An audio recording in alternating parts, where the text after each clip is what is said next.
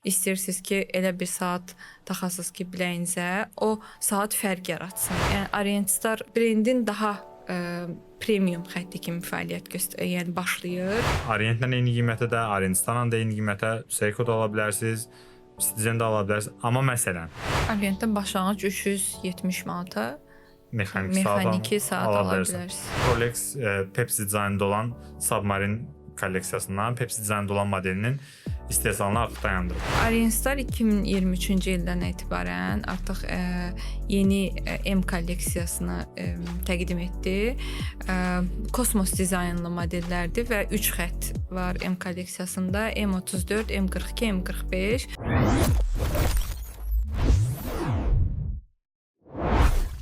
Saatımız 10-10 göstərdiyinə görə bizim layihənin yeni buraxılışının onlayn olmaq vaxtıdır.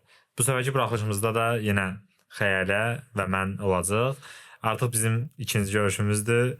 Hər ehtimala yenə bir daha deyirəm, xoş gəlmisən Xəyalə. Xoş gördük Aramızda gördüyümüzə çox şadıq. Mən də şadam. Bundan əvvəlki Xəyalə ilə olan Orient podkastımız çox fikrimizcə çox uğurlu oldu və Biz də gözləmirdik.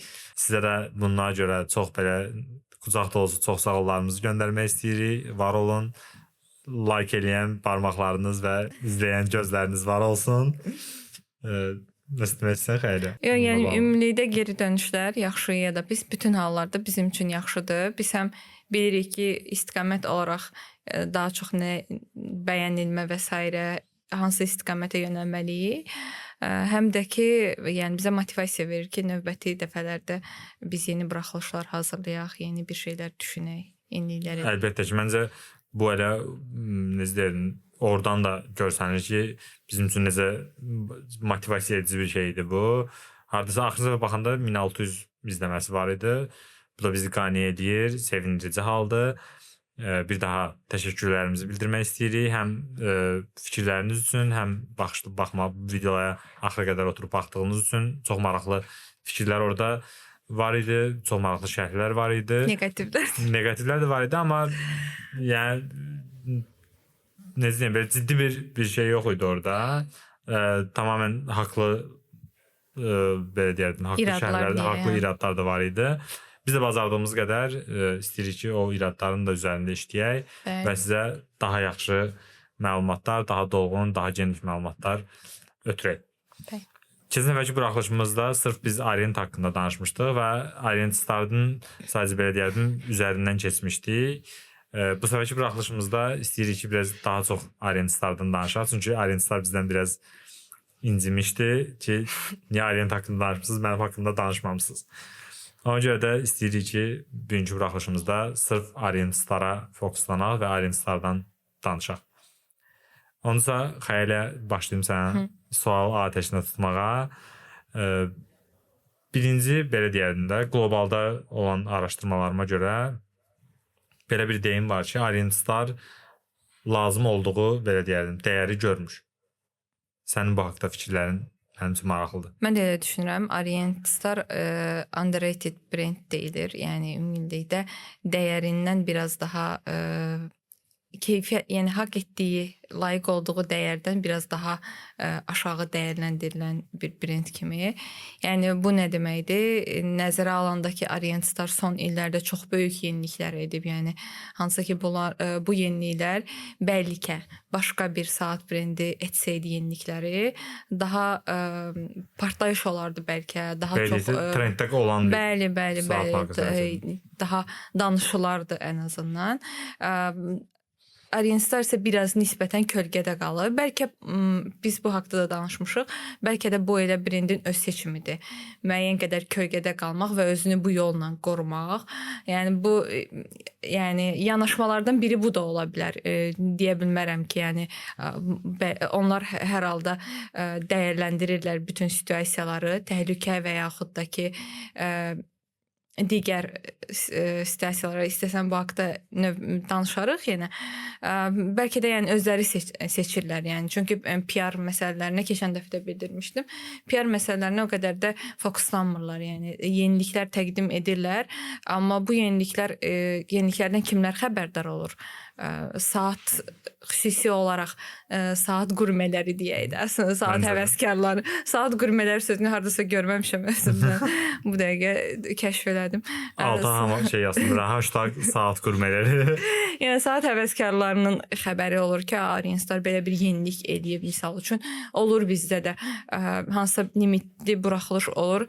Markanın təqdimatından 3 gün sonra bizə yazırlar ki, sizdə var. Yəni belə olur. Mən sevinirəm ki, artıq insanlar izləyir, nəinki bizi. Qlobalda izləyir markanı və ona görə bizdən soruşur ki, sizdə bu saat artıq varmı? Biz təbii ki, çalışırıq ki, yəni həmən sonra, yəni bütün yenilikləri birbaşa bir ay, hətta bəzən olur ki, bizdə stoklanır, amma hələ də markada təqdimat olunmayıb, rəsmi olaraq saytlarında hələ o saatlar təqdim olunmayıb. Belə də olub ki, yəni orada təqdim olunana qədər bizə də artıq gəlib çıxıb, yəni çalışırıq ki, stoklanan kimi bizə gətirək. Amma yəni ümumilikdə bu çox belə qlobala çıxmır, yəni bu yeniliklər. Buna görə də biraz deyərdim ki, biraz kölgədə qalır, yəni o inkişafı. Amma biraz elə bildirsən ki, kölgədə qalmaq öz seçimləridir. Yəni özləri yavaş irəliləmək istəyirlər. Bu arada səni tam səmimi qəlbdən təbrik edirəm. Çünki Arienstarın 75 illiyidir bu il. Bu münasibətlə bir marka mütəxəssisi kimi səni təbrik edirəm. Gözüm yaşlı. Və çox qəşəng, çox gözəl modellər də buraxıldı. Yəni limitli buraxılışlı modellər bizdə də təqdim olundu. Ümumiyyətlə Arienstarda adətən Arientdə də eyni klassik sport contemporary seriyasının seriyalar üzrə fərqli limitli buraxılışlar olur. Bizdə də hər 3 seriyaya aid modellər var idi. Hal-hazırda sadəcə klassik seriyasının modeli stokumuzda qalıb, yəni digər hər 2 seriyaya məxsus modellər hamısı bitib stokda. Yəni biz gözlədiyimizdən də çox tez stok bitdi. Yəni bizdə bu qədər təcrübələndirdi Arienstar bizi. Bəli, təcrübələndirdi. Yəni bu o deməkdir ki, o da Azərbaycanlı izləyicilər də yəni araşdırırlar hansı Arienstarın yeni limitli buraxılışı modeli var. Belə bir model var, ona maraqlanım. Yəni ki, bizdə də həqiqətən belə oldu. Paylaşdıq. Həmin gün sonrasında artıq modellər satılmışdı. Onda keçək bir dənə sizə belə sual verim. Arienstarın bəs yaxşı qlobalda okey bildik. Bəlkə də özü kölgədə qalmağı seçir, bəlkə də bu biz keçən buraxılışımızda danışdığımız kimi, əgər keçən buraxılışa baxmışdıqsa, biz orada ümumiyyətlə də bu Arient və Arienstar ümumiyyətlə eyni şirkətdir də, belə arada bunu deyək. Ola bilər ki, necə deyim, saat qurməsi olmayan bir adam bunu səhv başa düşə bilər. Deyə bilər ki, Arienstar başqa bir markadır. Arienstar başqa bir marka deyil. Sub-brenddir. Bəli, Arientin sub-brendidir. İkinci sualım bu olacaq ki, Azərbaycan bazarında Arientin tanınması və dəyəri. Sırf belə deyək də Azərbaycan bazarında. Qlobal bazarda yox, sırf Azərbaycan bazarında. Ümumiyyətlə. Məsələn, neçə ildir belə deyəndə? Düzdür, mən bu sualın cavabını bilirəm, amma izləyicilərimiz. Arient uzun illər, yəni Sovet dövründən Azərbaycanda olub və sevilib və yəni keçən dəfələrdə də demişdik, yəni babalarımızdan hər kəsin ən azından bir öz babasının ya da nə vaxtsa kiminsə dayısını və yaxud da kiminsə Arienti olub. Ona görə də Arienti hər kəs tanıyır. Amma Arienstar üçün eyni şey demək olmur. Ümumiyyətlə Arient bütün buraxılışda olanda da şərq ölkələrində daha çox yəni fokuslu şərq ölkələrində daha çox olub. Arienstar isə əvvəl ilk öncə Yaponiya bazarı üçün, daha sonra isə bütün dünya ölkələri üçün. Azərbaycanda isə demək olar ki, yəni 6-7 ildir, 6 ildir ki, Arienstar bazardadır. Yəni ondan əvvəl Azərbaycanda bu brend olmayıb. Buna görə də misal üçün belə suallar da gəlir və yaxud da fiziki olaraq müştəri yaxınlaşır və sual verir ki, Arienstar yenidir, yəni fikirləşirlər ki, ya Arientdən əlaqəlidir, amma yeni yaranmış bir brenddir, yaxud da ki, ümumiyyətlə əlaqəli deyil. Yəni məlumatsız, ümumiyyətlə Arienstarın varlığından məlumatsız çox geniş kütlə var yəni. Mən belə bir xatırlatma edeyim. 1950-ci ildə Orient brendi, 51-ci ildə isə Orient Star brendi yaranıb. Yəni ümumilikdə Aralarında fərq bir il var. Bu ildə keçən il Orient brendin 75 ili tamam oldu. Bu ildə Orient Star brendin 75 ili. Amma oradakı məsələ elə bil daxili bazardan daha çox qlobal bazara çıxartmaq məsələsidir. Aralarında bir il fərqlə Yaponiyada istehsal olunub, amma bəli. bazara çıxmaq fərqi amma özəlliklə də Azərbaycanda yəni 6 il öncəyə qədər olmayıb bu brend. Yəni normal olaraq da daha az tanınır. Daha belə deyil, yavaş irəliləyir. Amma məsəl üçün aldığımız geri dönüşlər çox yaxşıdır Orient Stardan.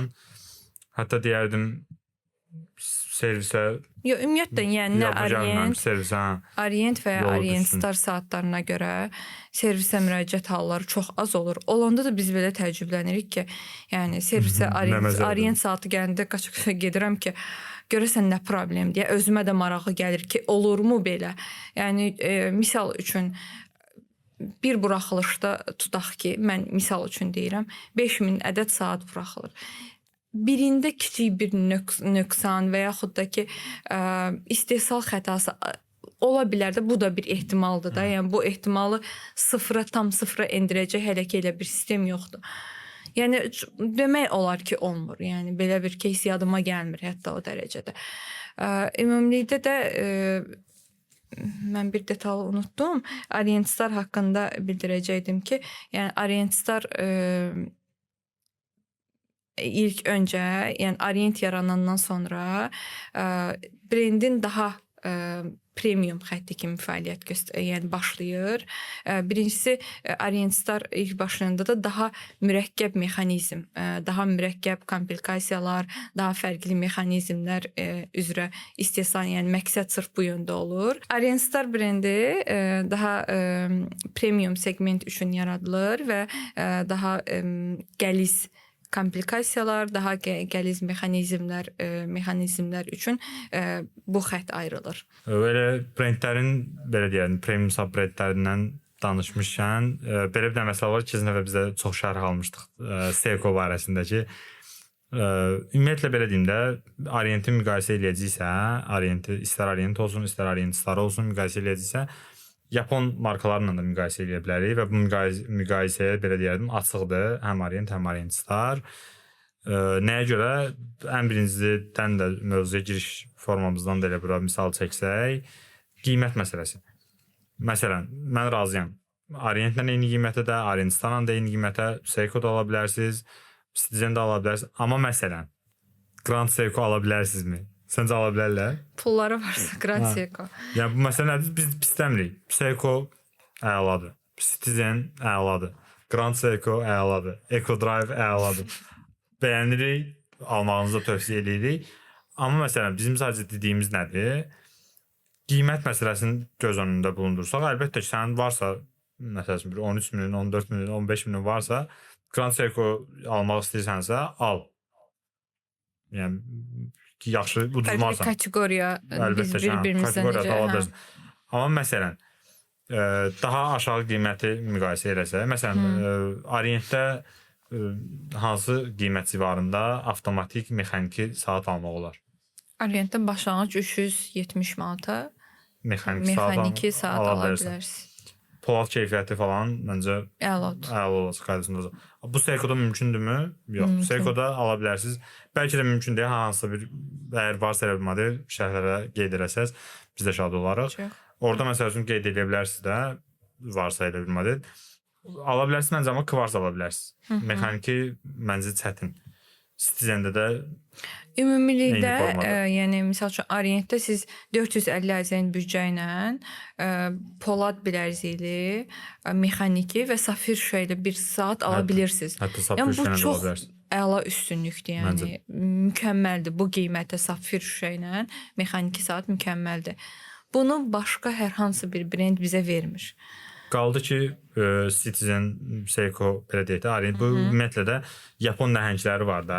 Yapon 4 Yapon nəhəngi var, belə deyərdim. Hətta Casio, Citizen, mexaniki saatlardan danışırıqsa, üçündən danışa mexaniki saatdan danışırsa, üçündən əsas danışa bilərik.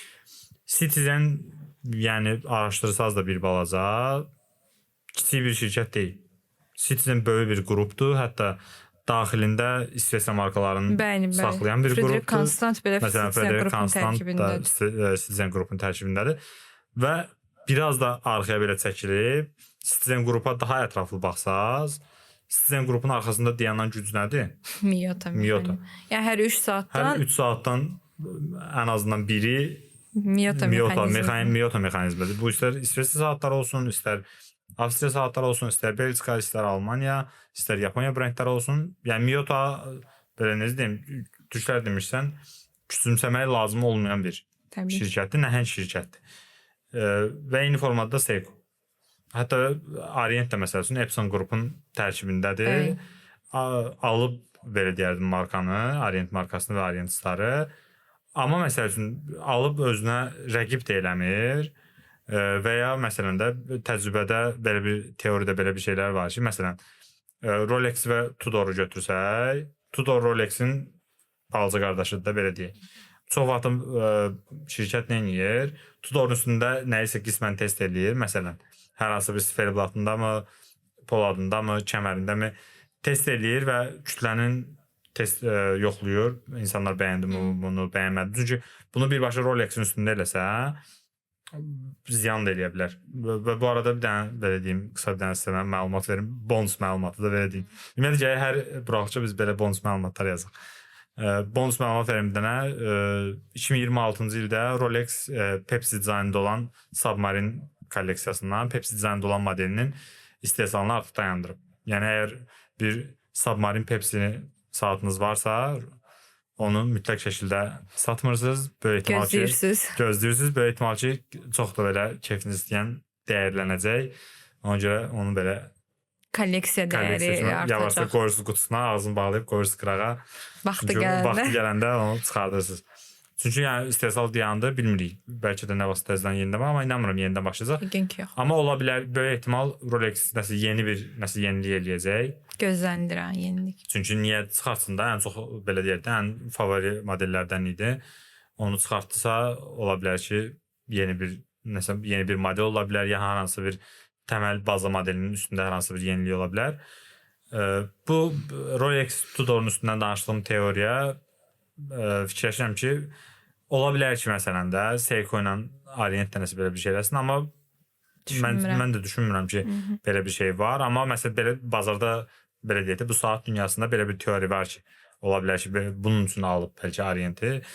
Amma məsələn əgər belə bir şey olsaydı, biz görərdik də bunu təcrübədə ki, Orientdə və Orient Starda hər hansısa bir dizayn eləyər. Sonra o dizayn uğurludursa onu Seiko'da buraxardı. Necə ki, bunu Rolex və Tudor'da təcrübə eləyirik. Orient öz daxili istehsalını saxlayıb, yəni ümumi olaraq Seiko qrupun tərkibinə keçsə də, daxili istehsalını, daxili idarə etməsini saxladığına görə özünə məxsus dizayn, öz mexanizmi ilə davam etdiyi. Belə deyək də, öz komandasını saxlayır. Sadəcə Lorelezə vöyünü dəyişdirib də, bir növ belə deyək, şirkətdə dəyişdirib, amma ki təməl olaraq digər yanaşma, struktur öz yerində qalır. Qalan bunlar hamısı öz yerində stabil saxlayıb. Qaldı ki, o müqayisə söhbətinə dediyim kimi Seiko'lar əladır, qiymətinə görə məsləhətlidir. Grand Seiko daha məsləhətlidir. Yəni biz keçən məsəl üçün sərgidə olanda, bu yaxınlarda yenə gedəcək həmin sərgidə, Vasan Vendor sərgisində olanda orada bir dənə olsun qraf brend yox idi. Ancaq İsveçrə, köklü Almaniya, sırf Avropa markaları idi. Bir dənə Seiko var idi. Yeganə Grand Seiko oradaydı. Yəni bu çox fantastik bir şey deməkdir. Yəni Grand Seiko'nu biz burada Orient Star'la müqayisə eləməyimiz biraz adamı gülərlər. Ona görə də məncə müqayisə eləmirik. Amma dediyim kimi, əgər varsa bir 15.000 büdcənizdə məsələn də ortalama götürürəm və Grand Seiko almaq istəyirsinizsə, niyə də yox? Mən deyirəm. Xeyirləsən? Əla. Niyə də yox? Ala bilərsiniz. Yəni məsləhətlidir. Amma dediyim kimi, əgər məsələn varsa bir 1500 civarı büdcəniz, bəli, o büdcə ətrafında ən yaxşı mexaniki saat istəyirsinizsə, misal üçün 1500-2000 azən büdcəniz var və bu büdcəyə istəyirsiniz ki, elə bir saat taxasınız ki, biləyinizə o saat fərq yaratsın. Yəni olduğunuz bir yerdə, yaxud da ki, misal üçün də biz bir maraqlı insanlarıq da, yəni baxım o saat. Ya misal üçün demişdim mən. Baxım o saatına bir dəqiqə belə kimsə belə baxanda, yəni o fərqini hiss olunsun. Yəni istəyirsinizsə Orient Star bu qiymət kateqoriyasında mükəmməldir. İndi niyələrini biraz danışarıq, açarıq bu haqda. Əlbəttə ki, niyə elə mükəmməldir. Söhbət bura gəlmişkən bir dənə qısa bir fikir bildirim. Sonra yeni sualımı ünvanlayacağam sənə. Orient Star ümumiyyətlə nə verir? Hər şeyi qoydum bir qırağa da, bütün o funksionallığı, keyfiyyəti, mexanizmləri qoydum bir qırağa. Qoluna biz alırsan bu saatı da məsələn də 1500 manata, 1600 manata bir dənə saat alırsan, taxırsan qoluna, hər şey qoydum bir qırağa. Hər hansısa bir yerdə oturanda dostlarından ən azından sənə danışmağa harca bir 5-6 cümlə verir ki, saatın haqqında deyə bilirsən onu və sən istəsəmiz o sözü deyəndə belə rahat şey olur sana belə ki, bu da başa düşdün. Ən azından məsələn o hiss belə deyərdim ki, gözəldir. Bir Orient Star istifadəçisi kimi. Orient Starın imza sayılan xüsusiyyətləri. Məsələn, Power Reserve. Mən elə birinci onu deyəcəkdim. Bu haqqında bizə bir atsan. Orient Star 96-cı ildən 1996-cı ildən 96-cı ildən etibarən Power Reserve, yəni ehtiyat gücü müddət göstəricisi ilə saatlar istehsal edir.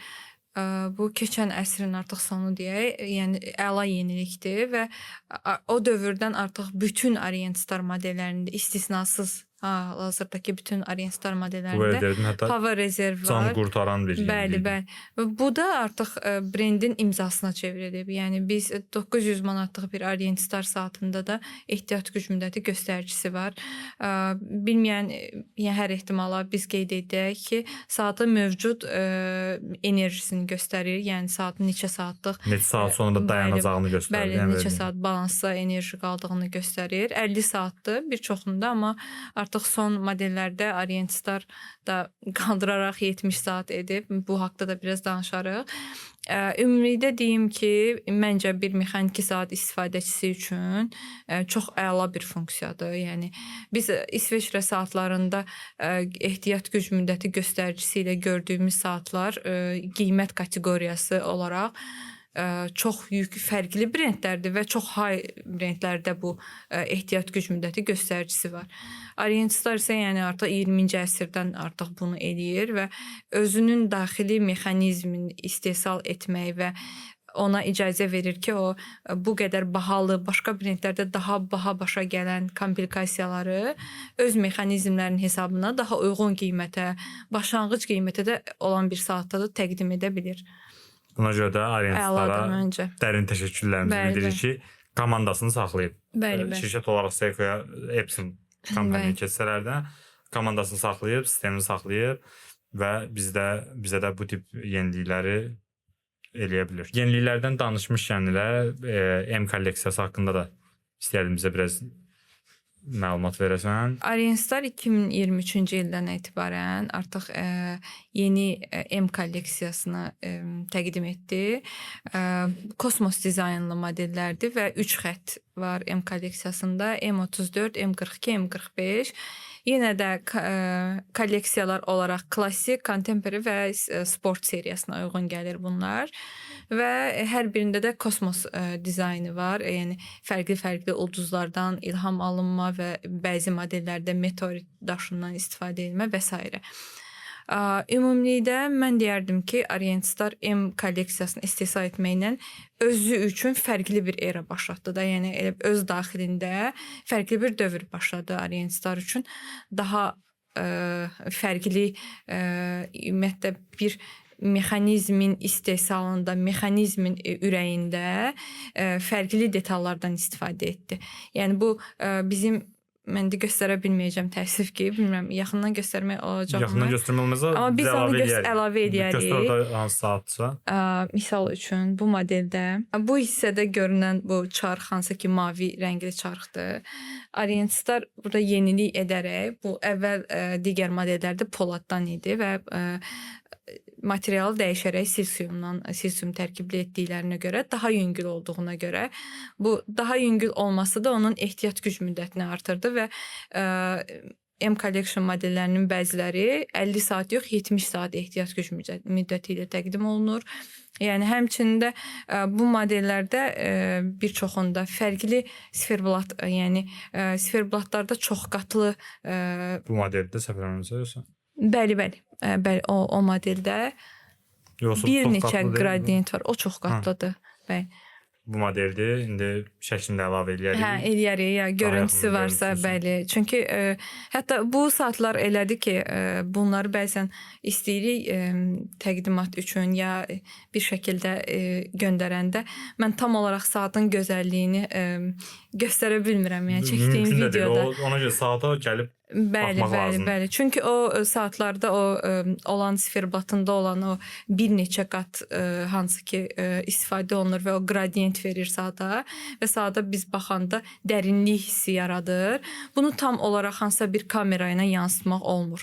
Bunu tam yəni belə saata özünüz baxanda Öz bu gözünüzlə gözəlliyi, görməlisiniz. bəli, bu gözəlliyi öz gözünüzlə görə bilirsiniz. Bir də yavaş-yavaş axırıncı sualımı da verib, sonra daha sonra yekunlaşdırmaq istəyirəm.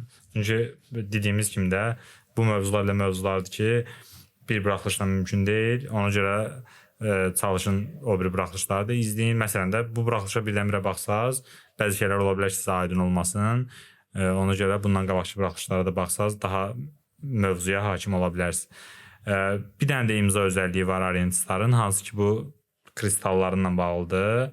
Yəni belə deyir, Lordil desə şüşələrlə bağlıdır. O haqqda da bizə bir dənə məlumat ver, sonra isə izləyicilərin də sağ olar. Biz Orientistarda bayaq imza sayılan xüsusiyyətlərdən bir neçəsini Power Reserve və son dövrlərdə olan siferblat dəyişiklikləri və mexanizmdə olan qeyd etdik. Amma cilalanmasından da kiçik istəyirəm ki, Orientistar modellərində fərqli cilalanmadan istifadə olunur. Bu sallaz cilalanmadır. Yapon fəlsəfəsində xüsusi olaraq biz buna zaratsu cilalanması deyirlər. Yapon fəlsəfəsində xüsusi rolu var. Onlar bunu mükəmməllik və əl işçiliyinin birləşməsi hesab edir. Çünki zaratsu cilalanmasında avtomatik maşınlar vasitəsilə deyil, əl işi olur və bu daha mükəmməl səth yaranır. Bir dənə haşiyə çıxım bir şey deyim. Qılıncların normalda samuray qılınclarının zaratsu eləyir. Bəli, samuray qılıncları da zaratsu cilalanması ilə hazırlanır. Orientistar modellərində də zaratsu cilalanmasından istifadə olunur.